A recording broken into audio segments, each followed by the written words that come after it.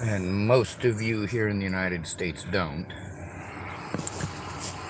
During World War II, when it started, there was a guy named Neville Chamberlain, and he did some stuff for Great Britain that was quite great. Although we give him credit as being the candy-ass pansy fucker who was in bed and in league with the Nazis. That's how we paint this guy today. But one thing y'all don't pay attention to is that Neville Chamberlain is the one who started most of America's programs for wartime production. We like to give all that credit to Franklin Delano Roosevelt. Wasn't Delano Roosevelt's idea. Everybody saw the writing on the fucking wall. Everybody. Including Neville Chamberlain. And he did the right thing. He tried diplomacy. He did the best he could with diplomacy.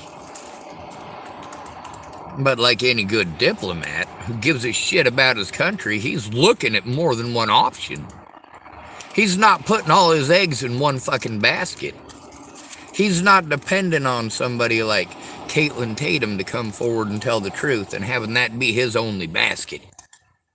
Or his only egg. This one golden egg is going to save everything. No. Neville Chamberlain was not the idiot people paint him out to be. The agreements that he made with the United States, the production facilities that we started in the United States, they were all started while Neville Chamberlain was still, of course, the guy in charge. We get a lot of credit, way more credit than he deserves, and don't get me wrong, he deserves a lot more credit in a lot of areas, but he doesn't. During World War I, the First Lord of the Admiralty was Winston Churchill. Some of y'all might have heard of that guy. We will fight them on the beaches. We will fight them on the... He sounded like he was fucking bored during that, but that he was gonna read it anyway. That's really what it sounded like. Now, Neville Chamberlain realized that Great Britain wasn't up to the task. That also, if he tried to arm Britain directly, that it would be taken directly as aggression. So, of course, he outsourced. Some of y'all are into fantasy. You don't pay attention to history, but you're really into Star Wars. You're really fucking into Star Wars. There's some analogies here that you can get from Star Wars that I kind of explain it to you, but since it doesn't take place in outer space with fucking lightsabers, you don't give a fuck.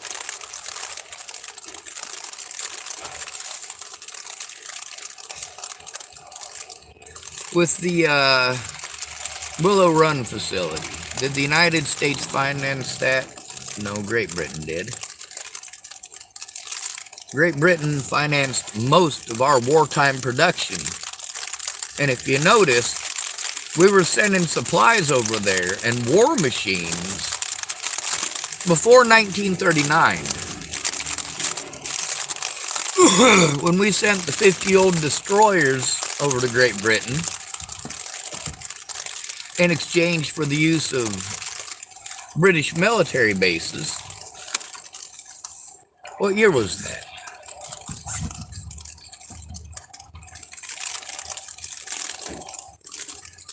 By that time, America already had several production facilities started. Huge production facilities. And we talk about all of our wartime production and our wartime factories. And we don't point out that all of them were not only built, but also running before 1939 for the majority of them, and before 1941 for the rest. And we got like 6 companies that were actually started during the war. Even Elko was producing this shit before the war. Now, when we got into situations later on in the war where we needed some help from companies like Elko, companies like General Electric, when we were already in the war, well, all of that had already been financed by Great Britain. All of it had already been constructed here in the United States. I mean, even our major shipyards financed by Great Britain. I mean, the sheer amount that they put into our infrastructure in exchange for goods that, for the most part, were crap. That's right, American crap. The Tommy, it's a great firearm, sure. It's an overly complicated and expensive piece of shit. Cost $14 to make at the time, and how much did they sell a Tommy gun for? About $1,200. $1,200 in 1942. Holy shit. That's a pretty premium there, isn't it? Now, the British, they had their own production facilities, but they produced light production. Light production means it's, well, similar to us making the Apache helicopters. The United States only makes like 23 of them a year. That's not jack shit. Some years we only make 16. One year we only made 8. 8 of them the whole year.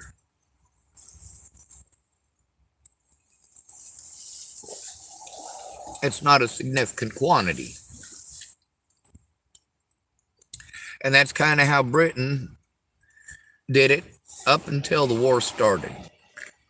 Now, that's not saying that Chamberlain didn't invest heavily, extremely heavily, into trying to set up an infrastructure within Britain that was capable of doing those things. It's that it was done clandestine. It was done quietly. Those facilities were already set up. The Spitfire was already in production. And there was already facilities where they could create many, many, many more of them. We give a lot of credit to the guy who took over for him. In World War I, First Lord of the Admiralty did more for a Second World War tank warfare than he ever did for the Navy.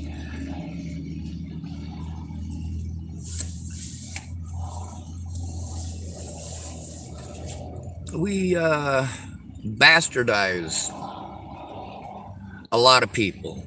We bastardize the life of Mr. Lee Mallory. We bastardize the life of Neville Chamberlain.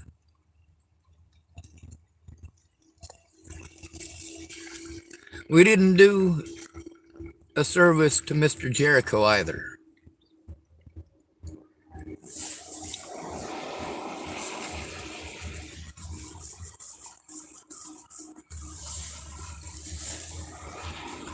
We don't like to give credit where it's due. And a lot of times, just as a matter of saving face, we'll allow somebody to take the rap, even though it's not theirs to take. It's not their responsibility. We'll put it on them anyway. And then after they're dead, then we'll give them some recognition, won't we? And we've got a guy that we wanted to blame for stuff, and he died back in 1956, and then 1998 we clear his name. It wasn't actually his fault. He was up against horrible odds, and he did a great thing despite the odds. I can't remember that dude from who died in 1956's name, but I do remember it's one of many stories that there's a YouTube channel that I like to watch. It's World War II Animated, I think is what it's called.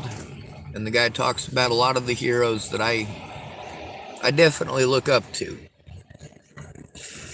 Believe it or not, this might come across as crazy, especially since I'm so Udenish looking, but there's actually Nazis I look up to this day.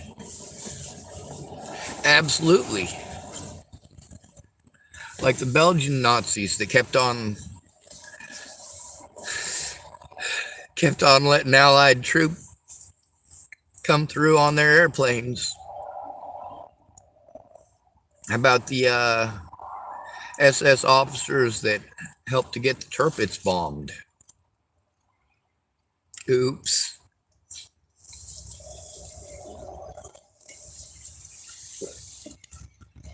What about Erwin Rommel, the Desert Fox?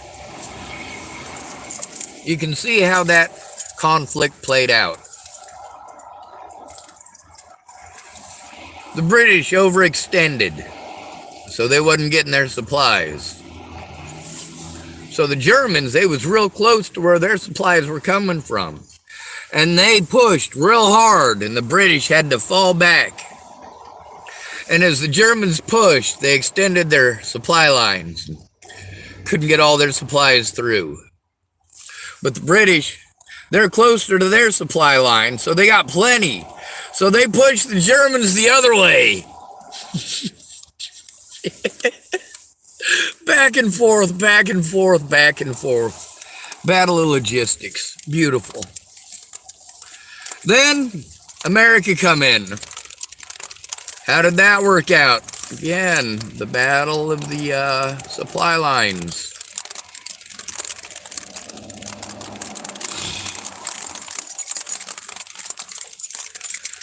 Americans are highly dependent.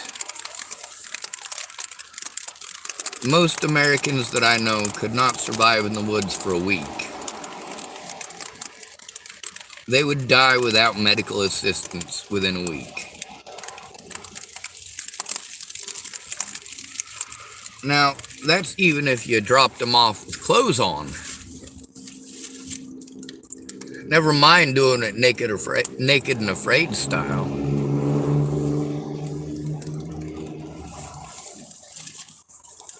I tried doing that in the Rockies in the middle of winter. Northern Rockies. Good luck.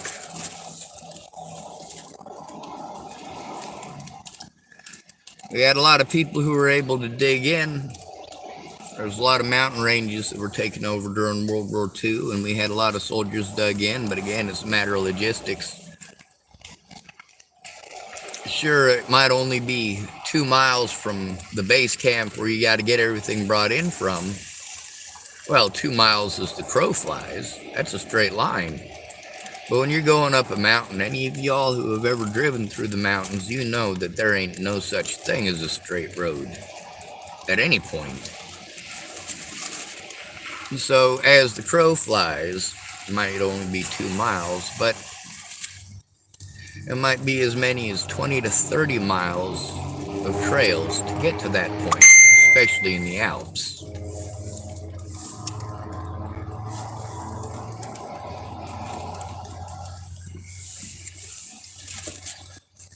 Neville Chamberlain is a very misunderstood person.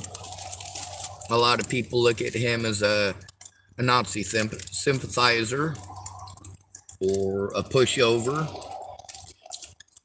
But really, he paved the way for everything that the former First Lord of the Admiralty was able to do in World War II.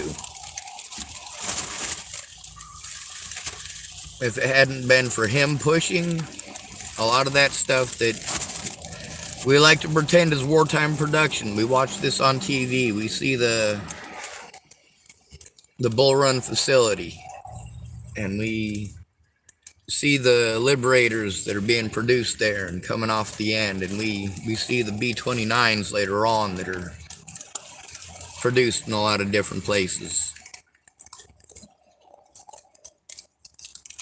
But the infrastructure itself was in place before there was ever a war.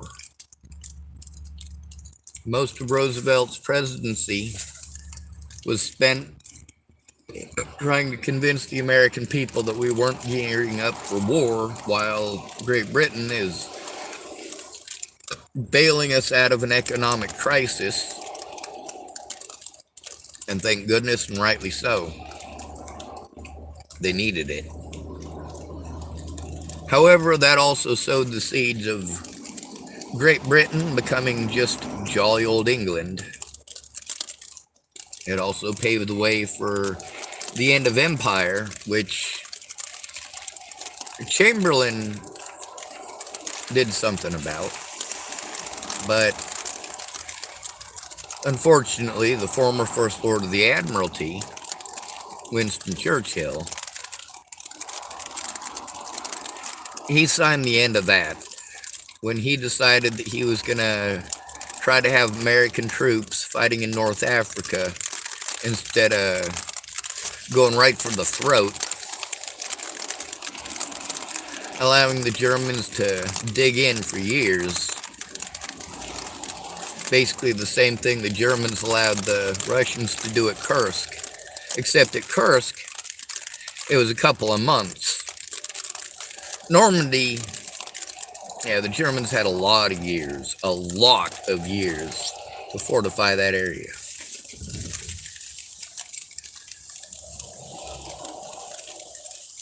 Neville Chamberlain set things in place and into motion that could have saved the British Empire.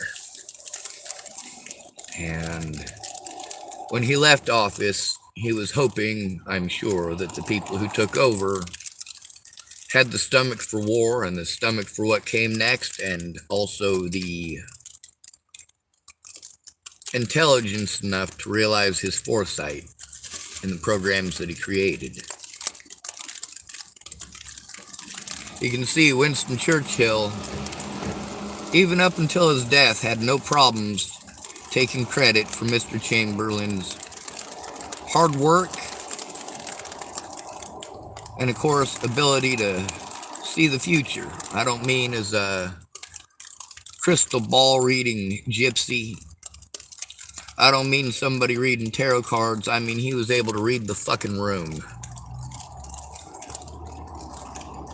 That's where you guys seem to have an issue. You think that you know what's going on. But reading a room means paying attention to everybody in there. When you see a woman smacking on her husband over and over and over again, and then there's 30 people standing around watching, just letting it happen. You can do the right thing, but it won't be popular. Neville Chamberlain did the right thing, and he wasn't popular. And to this day, he is a black mark upon British society and the British way of life.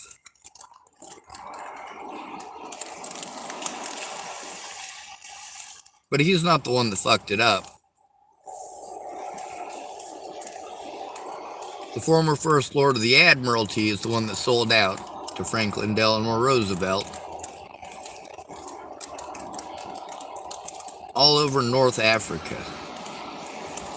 North Africa, of all places. Fuck. Good to be rid of you. Thanks for coming to visit. Stay out of trouble or don't get caught. Remember, you are your brother's keeper and no victim left behind.